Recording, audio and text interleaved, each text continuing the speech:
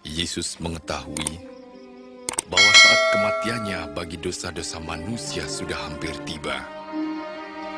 Lalu ia berdoa, "Ya Bapa, jika kau mau ambil cawan ini dariku, tapi jangan kehendakku melainkan kehendakmu yang jadi." Terima kasih sama Tuhan Yesus. Ya, awal dulu saya dari Muslim. Nama asli saya Sophia, tapi dari kecil dulu panggilannya Pia gitu. Tinggal saya dulu di daerah selatan, Senayan, Jalan Senayan. Saya dulu dari kecil itu sudah termasuk agama sekali ya gitu. Dari kecil saya udah pengajian, udah khatam Al-Quran, mungkin seingat saya udah hampir 3 kali gitu. Jadi pengajian itu biasanya kan kita mendalami Pak Al-Quran ya. Dan satu cerita yang saya ingat itu adalah kita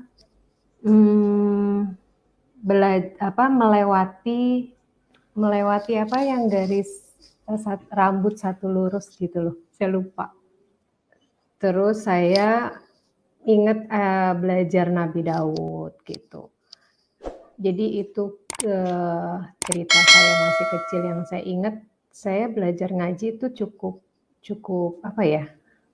Cukup dalam juga gitu. Sama SD saya ingat bahwa saya juga ikut kayak MTQ gitu Pak. Jadi saya tuh termasuk pilihan gitu.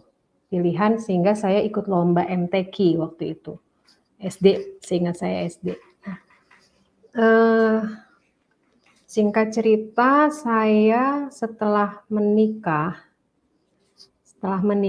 saya ketemu pasangan hidup, beliau Konghucu. Jadi saya Islam tapi beliau Konghucu. Terus saya menjalankan keislaman saya gitu. Sampai akhirnya satu waktu saya punya mertua saya sakit stroke.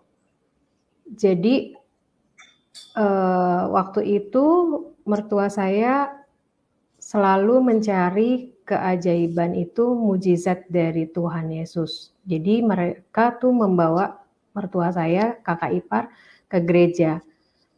Nah, pada kesempatan satu kali saya pernah membawa mertua saya dorong kursi roda.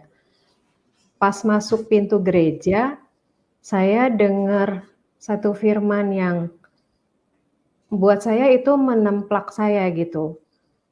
Sampai akhirnya saya pulang sore, terus malam, saya terus di dalam keadaan yang menurut saya galau gitu. Saya bingung gitu. Terus saya ingat waktu itu jam 6 sore tuh biasa kan kita dengar azan maghrib ya Pak dulu. Sampai sekarang juga ya tetap azan maghrib jam 6 sore. Jadi di situ ketika azan maghrib itu mendengungnya kata-katanya Allah Maha Besar. Allah Maha Besar. Di situ saya langsung menatap, saya ingat banget saya natap layar gitu. Terus saya tuh terfokus sama kata-katanya Allah Maha Besar gitu. Terus dalam hati saya berdoa. Saya berdoa, saya bilang, Tuhan, saya percaya Tuhan ada gitu. Karena bumi ini ada, nggak mungkin nggak ada penciptanya gitu. Dan aku percaya Tuhan tuh ada gitu. Terus habis saya berdoa begitu, saya percaya Tuhan itu ada gitu ya. Sampai malam itu saya benar-benar rasa galau tuh makin Pak, makin jadi. Sampai akhirnya saya ambil waktu, saya sholat tahajud gitu. Sholat tahajud, saya berdoa sama Tuhan, sama Allah. Pada saat itu saya bilang, ya kalau memang saya harus Islam, tolong berikan kekuatan saya untuk menjalani Islam dengan sungguh-sungguh, menjalankan rukun iman, rukun Islam, gitu. Tapi kalau memang aku harus ikut Tuhan Yesus, Tuhan juga tolong tuntun aku, gitu. Aku hari itu, malam itu doa, gitu. Terus besok-besoknya, aku tetap masih sholat, gitu. Masih sholat beberapa waktu sampai akhirnya, saya ingat waktu itu saya hamil anak kedua. Hamil anak kedua, usia kandungan 7 bulan, itu satu keluarga sakit campak. Dan akhirnya saya sama suami, udah kamu sementara tinggal di rumah kakak ipar dulu, gitu. Saya ingat waktu itu akhirnya saya ngungsi ya, 1 bulan di rumah kakak ipar dalam keadaan hamil. Nah, di kesempatan dalam 1 bulan itu ada 1 hari kakak ipar saya panggil pendeta karena untuk mendoakan mertua saya. Saya ingat hari itu juga saya minta didoain dan akhirnya saya terima Tuhan Yesus di situ. Suami saya nggak tahu gitu. Suami saya nggak tahu karena saya lagi ngungsi di rumah kakak ipar. Saya ingat banget kehamilan saya anak kedua ini saya juga didoain gitu. Itu seingat saya pendeta dari Tiberias waktu itu. Saya didoain, saya terima Tuhan Yesus. Jadi mulai detik itu saya selalu cari cara gimana caranya saya ngikut Yesus gitu. Karena pada masa-masa itu suami saya belum mengizinkan saya masuk Kristen. Saya pernah dibilang gini, lu kalau berani masuk Kristen gue cerai ya gitu. Saya ingat banget sampai hari ini dia ngancam saya seperti itu. Sampai akhirnya saya cuman bisa berdoa di toilet. Nangis di toilet gitu. Kalau dalam keadaan, maksudnya kalau nggak pergi sama kakak ipar nganter mertua, saya nggak akan ke gereja gitu. Dan akhirnya itu 2004, anak saya lahir di Desember 2004, saya udah terima Tuhan Yesus. Kandungannya 7 bulan saya didoain, berarti 2004 saya terima Yesus. Di 2005 ada kejadian, ada peristiwa yang 2005 itu saya ingat Juli kalau nggak salah, suami saya didiagnosa kanker. Juni-Juli didiagnosa kanker. Dan pada saat itu akhirnya sebelum itu kesaksian suami saya tuh akhirnya mau dibaptis karena kejadiannya dokter diagnosa kanker dan cuman punya kesempatan umur 6 bulan gitu. Malam setelah hari itu dia didiagnosa itu sama dokter, malamnya dia terima telepon dari temennya. Itu saya ingat banget dia terima telepon dari temennya.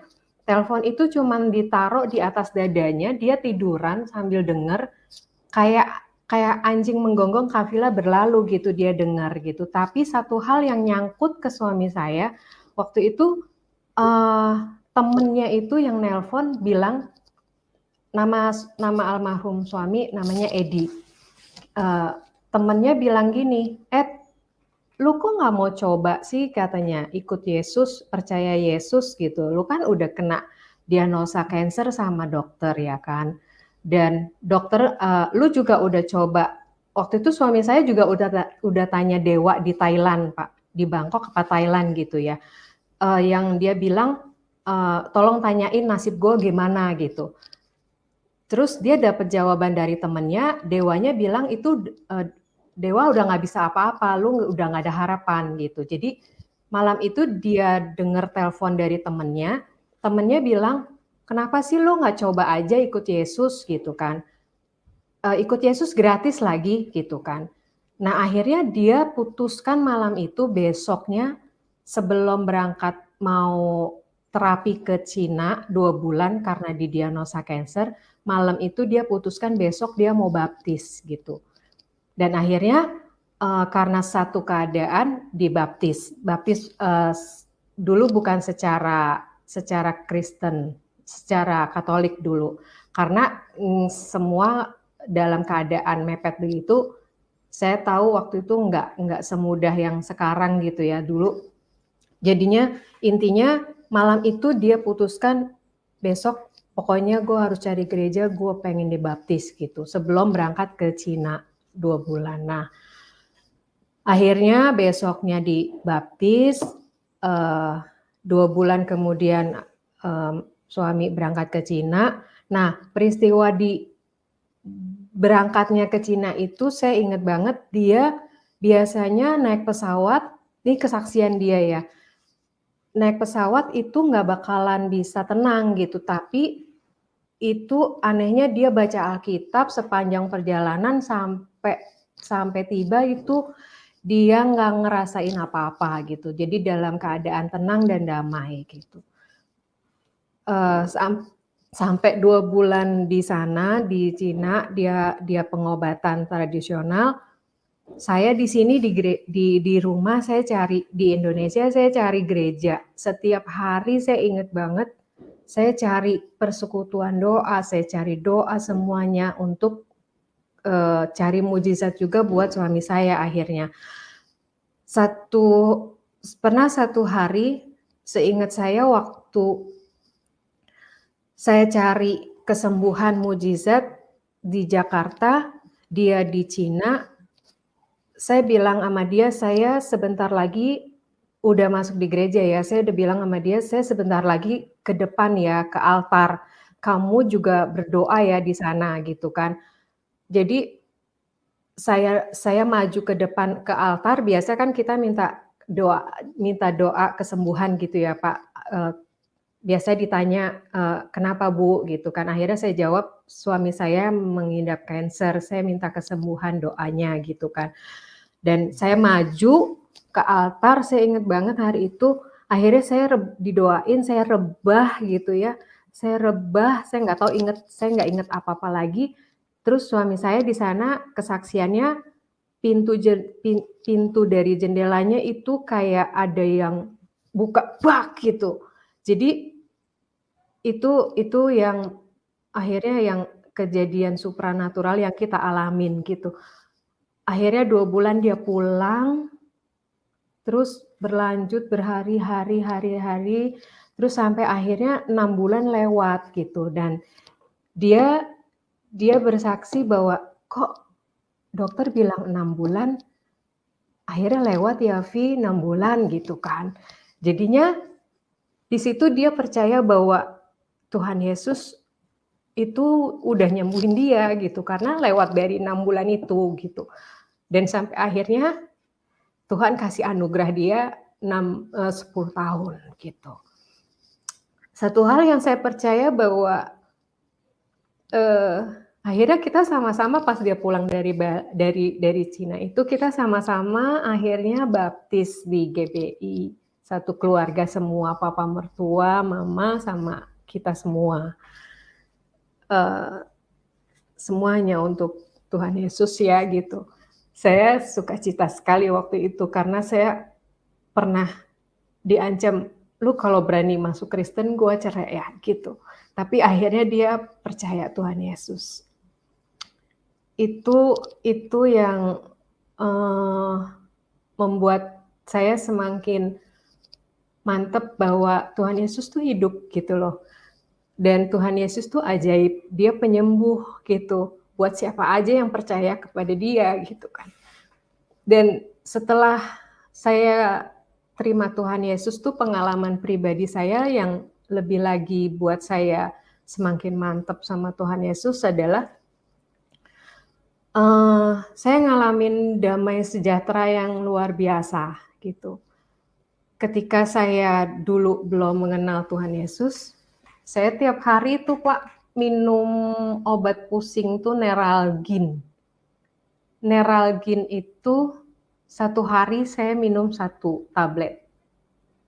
Di usia saya waktu itu kurang lebih 20-an, 22, 21 lah. Itu saya ngalamin.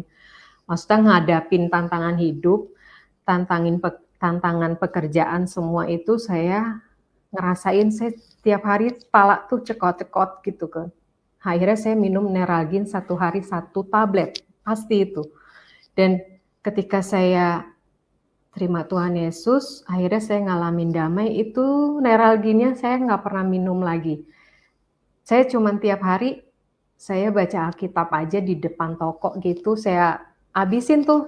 Pokoknya dulu kalau nggak nyampe setahun, saya khatam Alkitab. Saya baca gitu, dan akhirnya saya rasa, saya pikir, saya ngerasa kok Neralginnya saya nggak pernah minum lagi gitu. Itu yang membuat saya sampai hari ini, Tuhan Yesus tuh ajaib gitu. Dan kesininya semakin saya dalam baca Alkitab, saya dalam sama Tuhan Yesus, akhirnya saya tahu bahwa Tuhan Yesus itu adalah Allah Maha Besar, itu adalah Tuhan Yesus yang benar-benar Tuhan yang hidup gitu. Dan Dia satu-satunya Tuhan yang benar buat saya. Yesus mengetahui bahwa saat kematiannya bagi dosa-dosa manusia sudah hampir tiba. Lalu ia berdoa, Ya Bapa, jika kau mau ambillah cawan ini dariku. Tapi jangan kehendakku, melainkan kehendakmu yang jadi.